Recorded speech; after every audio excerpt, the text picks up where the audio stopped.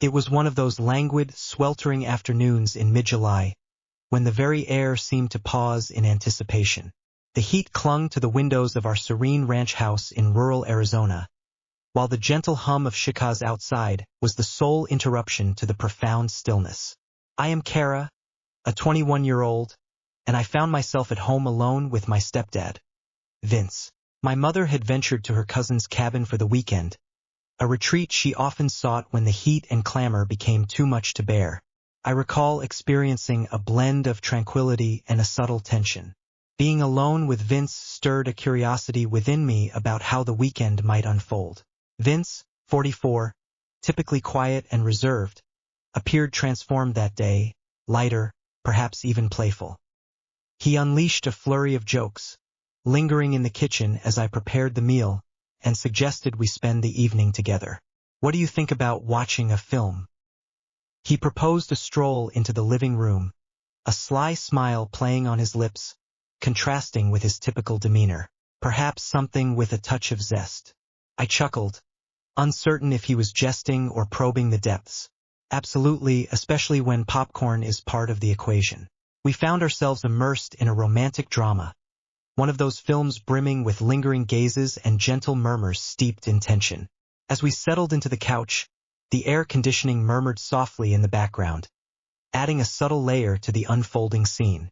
Struggling to fend off the sweltering warmth, the heat clung to my skin, and I caught Vince stealing a glance in my direction amidst one of the more fervent moments on screen. Initially, I attempted to dismiss it. Perhaps he was merely uneasy, yet the way his gaze lingered quickened my heartbeat ever so slightly. Despite my efforts to focus on the screen, I found it futile. I became acutely aware of our proximity, the way his arm would occasionally graze mine. And then came the moment.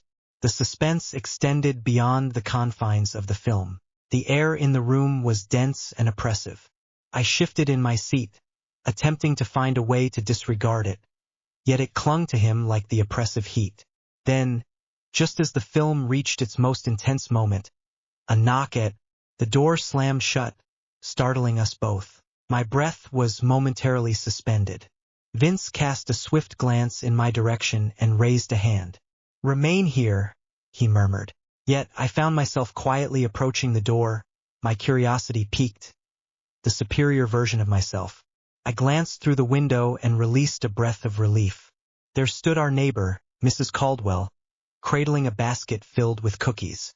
"Hi, Kara," she chirped as I opened the door. "Cultivate delightful treats for both you and your father. I figured you might appreciate a little indulgence in this sweltering weather." "Thank you, Mrs. Caldwell," I replied, forcing a courteous smile as I took the basket from her hands. She entered, engaging in a bit of conversation about the climate and her horticultural haven.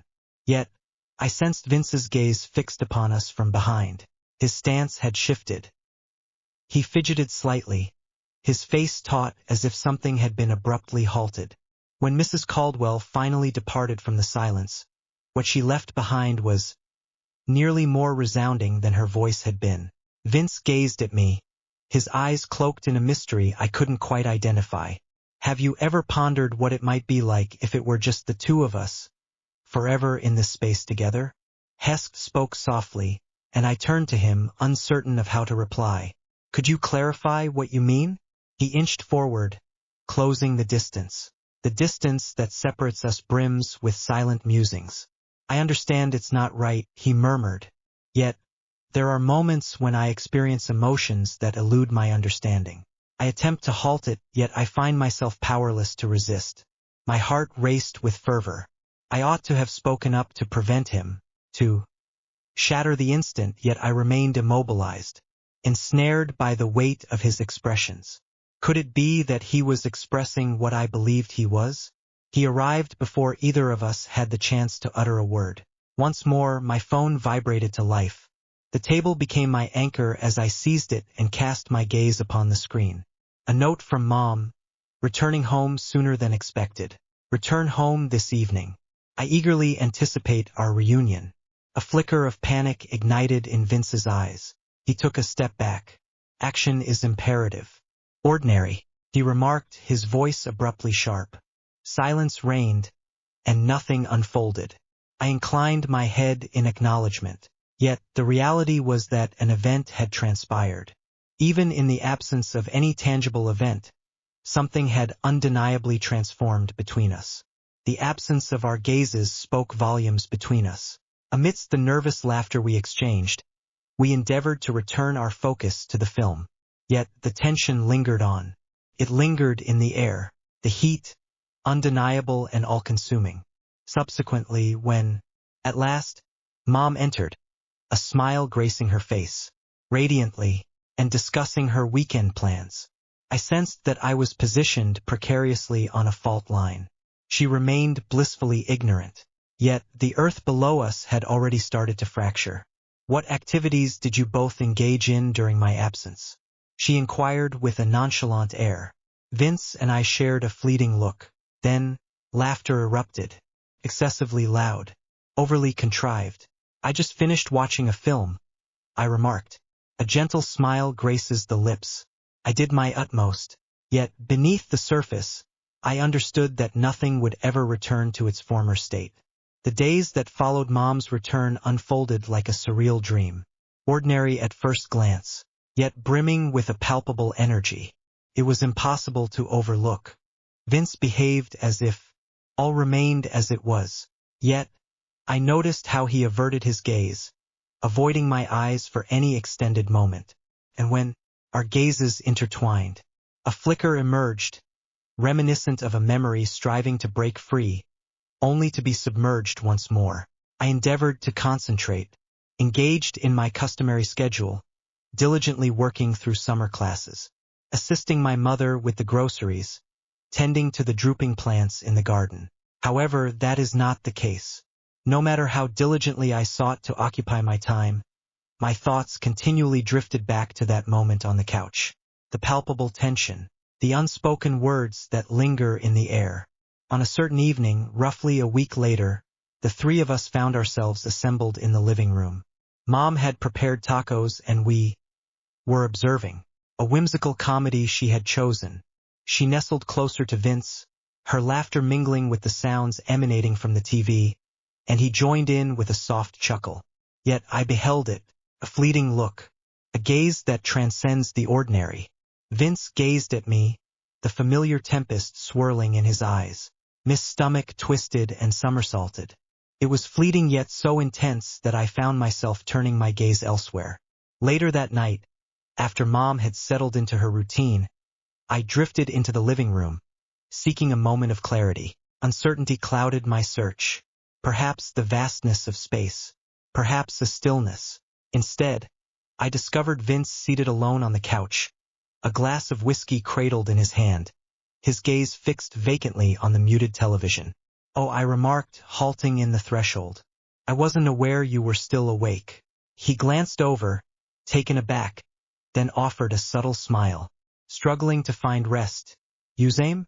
I whispered, entering the room. I settled into the recliner opposite him, maintaining a deliberate space between us. For a brief interlude, silence enveloped us, and neither of us uttered a word. The gentle illumination of the television danced across his features, creating a play of light and shadow. "Kara," he said at last, his voice barely above a whisper, "have you been pondering that day?" My breath hitched. Indeed, I did say that. My voice remains equally gentle. I possess. He massaged the nape of his neck, a visible battle raging within him. "I regret my words and my actions. They were not as they should have been. It was a mistake." I gazed at my hands, fingers intertwining, yet an elusive sensation lingered, one I couldn't quite grasp. Felt genuine. That's the aspect that's troubling me. Our gazes intertwined. In that moment, the silence expanded once more. Not taut this time, just abundant. Burdened by a truth we both hesitated to acknowledge. It didn't feel fake to me either, as my heart thudded in my chest. I found myself uncertain about what I sought from this dialogue. Perhaps a sense of clarity. Resolution, yet still hearing him. Speak it into existence. Give it life. "I don't know what to do," I whispered, but he offered no reply. Yet we cannot feign. It simply did not occur. I nodded with deliberation. Should we delve deeper into this matter, or is it wiser to simply move on? He inclined his body, placing the glass upon the surface. Ponder. Continuing to feign will gnaw at our very core. I swallowed hard, battling the tempest that raged within me. Yet, what if it is something we ought to leave untouched? He regarded me with intent, his gaze solemn. That is the reason for our conversation. Merely engaging in conversation. With a moment of hesitation, I gradually shifted from the recliner to take a seat at the far end of the couch. The distance lingered, suspended in the air. Yet it carried a distinct sensation. A bridge seemed to be taking shape between us. We lingered in silence for what felt like an eternity, until finally Vince reclined, releasing a deep, measured exhale. This will remain our little secret. It is a secret that should remain undisclosed to others. I inclined my head in agreement. I comprehend. The dialogue concluded without reaching a resolution. Rules were absent, and promises lay unmade. Yet, a change had occurred once more, this time with purpose. We were not oblivious to the current that surged between us, and I felt it more acutely. Suddenly, a sharp knock at the front door startled us both. The clock caught my eye. The clock approached the stroke of midnight. Vince rose with care and made his way to the door. I remained in my seat, taut with anticipation. As he unlatched it, a voice he recognized echoed through the air. "Greetings, sir, if you would be so kind." My heart plummeted. Aunt Melanie, Mom's younger sister, entered with an overnight bag in tow, her face beaming with a wide grin. I simply couldn't resist the pull of returning. I decided to drop by and linger for a few days. In the company of my beloved niece and her parents, I sensed the tension snap back into the room, sharp and biting like a gust of frigid air. Vince glanced back at me swiftly, a flicker of panic dancing in his eyes before he steeled himself. A gentle curve of the lips. "That is wonderful. Step inside." Aunt Melanie swept into the house, shedding her sandals with a flourish as she animatedly recounted her journey. I remained motionless on the couch. The delicate instant that Vince and I had just experienced was utterly broken as she stepped into the guest room. Vince settled beside me once more, his voice barely above a whisper. "This adds a layer of complexity."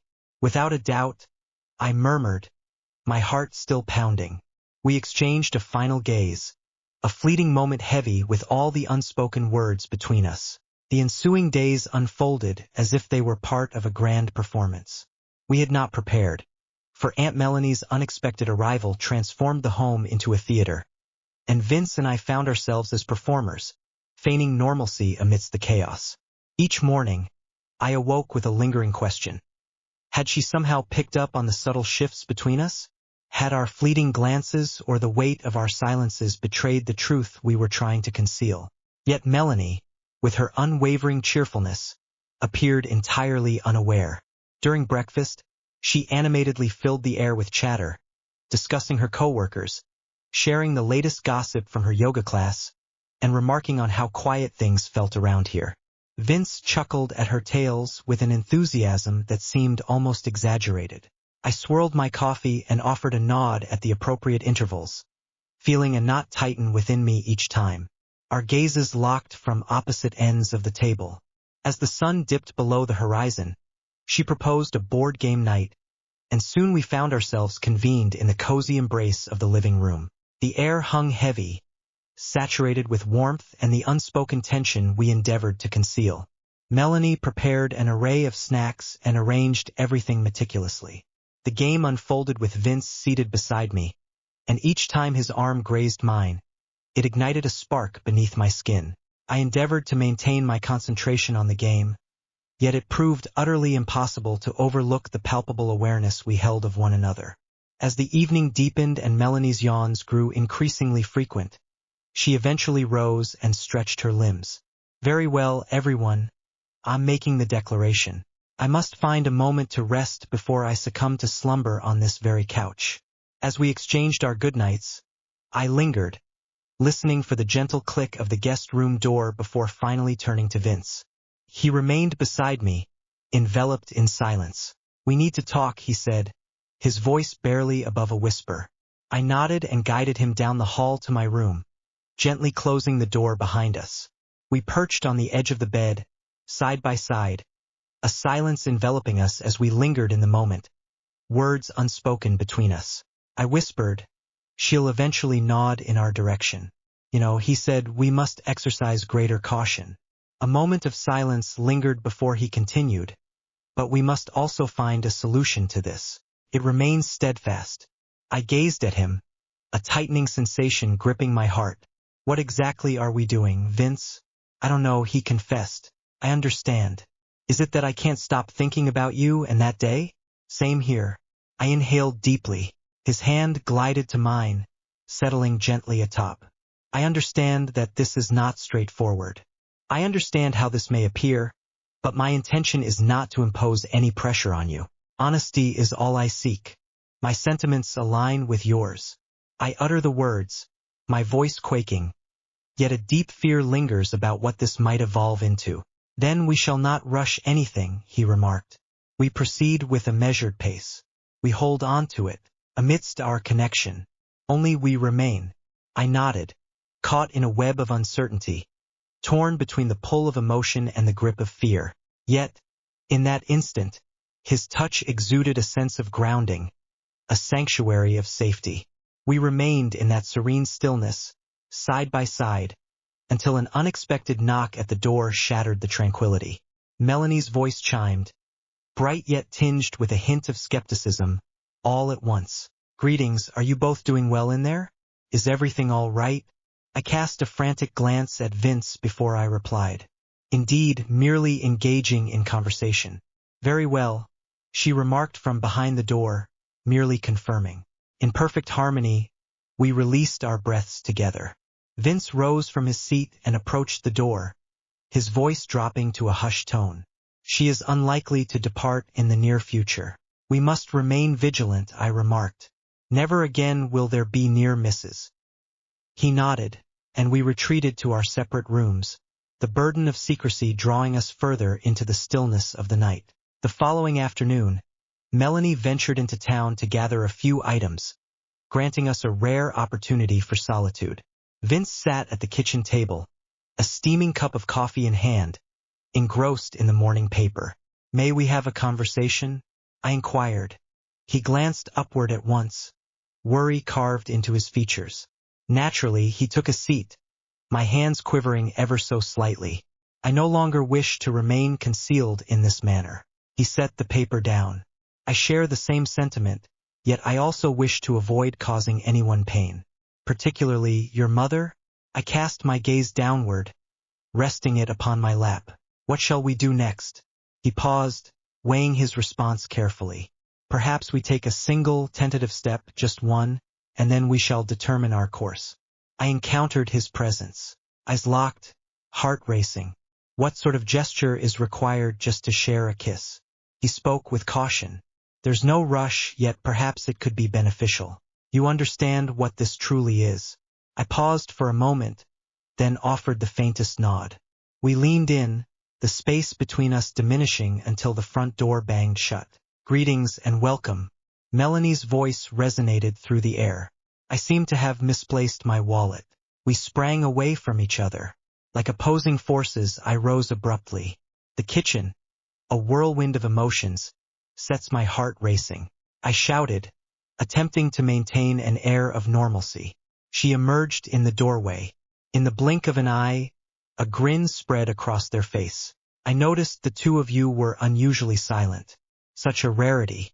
We shared a nervous laugh, engaging in conversation, and then spoke. She clutched her wallet and offered a brief wave as the door clicked shut behind her. Her gaze shifted to Vince, a breath caught in her throat. "This cannot continue." He gazed at me, his expression a mystery.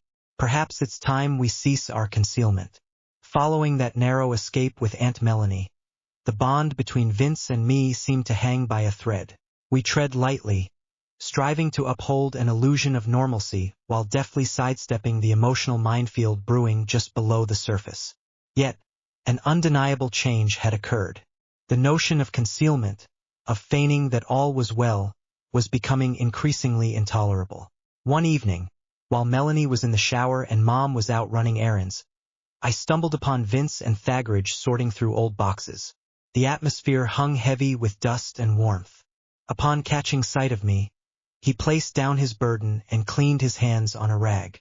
"We ought to have a conversation," I murmured softly. Upon entering, he offered a nod. At this moment, understanding my intentions, I settled onto a workbench and gazed at him, heart pounding. I can no longer endure this existence, bearing a secret that seems to unravel me from within. He reclined against the wall opposite, stood with arms crossed, his gaze locked onto mine. Neither is capable. I find myself contemplating the idea of sharing that I no longer need to hide in the shadows. "Are you referring to informing your mother?" His voice carried a careful timbre, laced with trepidation. I'm uncertain, I confessed. "Perhaps we should consider Melanie first. She exhibits a greater openness. Perhaps she would grasp it." He paused, uncertainty flickering in his eyes. "She remains your aunt, and should she confide in your mother, I am fully aware of the peril I have stepped into. Yet what we are engaged in is far too significant to remain concealed indefinitely." Vince approached with deliberate steps. His voice was a whisper, barely audible. "Once we take this step, there will be no turning back." That evening, after dinner, I recall Melanie reclining on the patio, a glass of wine in hand, while Mom remained out of sight. I took my place beside her. My hands trembled with an unsteady rhythm. "I have something important to share with you." A heavy sigh escaped my lips. Her gaze met mine, filled with a soft, inquisitive wonder. "What is it, dear?" Vince emerged from the shadows, a quiet presence that radiated unwavering support. I inhaled so profoundly that it felt as though my chest turned to ash. "It concerns Vince and myself. An event transpired, an unforeseen occurrence. Yet it is indeed genuine." Melanie's brows furrowed in concentration. "Could you clarify what you mean?" Vince took a step forward. "We have been sensing something within us. A bond. We are making an effort." Honestly, her expression transformed in an instant. Perplexity. Initially, there was shock, followed by an emotion that defied comprehension. "Are you being too serious?" "Indeed," I affirmed. "Just a breath above silence." She uttered. Her wine trickled down slowly. Her hands quivered. "This is truly unbelievable to me. We are not making a request." Vince spoke softly, seeking approval. Yet the truth could no longer be obscured. The Thessalons that followed seemed capable of engulfing the entire household. "Time is what I seek." "Sheaf," Inali said, her voice trembling. This took me completely by surprise. I find myself at a loss for words. "In our quest for understanding," I remarked, and truly intended it.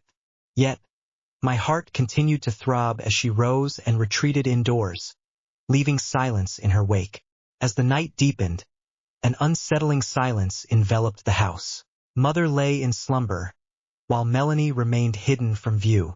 In her room, following our conversation, I found myself on the couch, knees drawn tightly to my chest, gazing at the muted television. Vince settled beside me, maintaining a careful distance, yet the proximity felt charged. "Do you feel remorse for it?" he inquired gently. I gently shook my head. "Feels rather odd." "Indeed, it is intricate yet not erroneous. Not within the depths of my heart." He nodded, his gaze probing into mine. Then we unraveled it together. After what felt like an eternity, a smile finally graced my lips.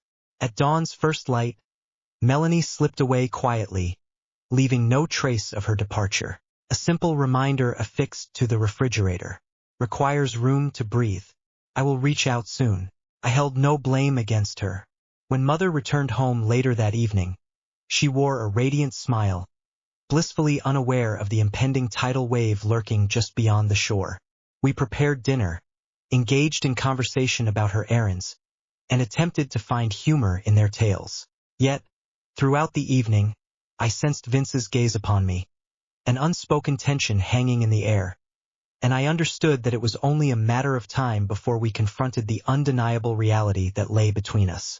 That evening, as we lingered in the hallway, Vince drew me into a secluded nook. I meant what I said, he whispered. This is a challenge we must confront, regardless of the circumstances. I confided softly, I trust you. Amidst the turmoil we had welcomed into our existence, I persevered. The corrosion of our connection was undeniable. It was far from straightforward. The journey was far from simple, yet it belonged to us. We extend our heartfelt gratitude for being a part of today's extraordinary narrative. If this brought you joy, we warmly invite you to subscribe to our channel. Kindly give this video a thumbs up and share your thoughts in the comments section below. Your unwavering support motivates us to deliver more impactful and captivating narratives each and every day. Do click on the video above to discover more inspiring tales, my dear.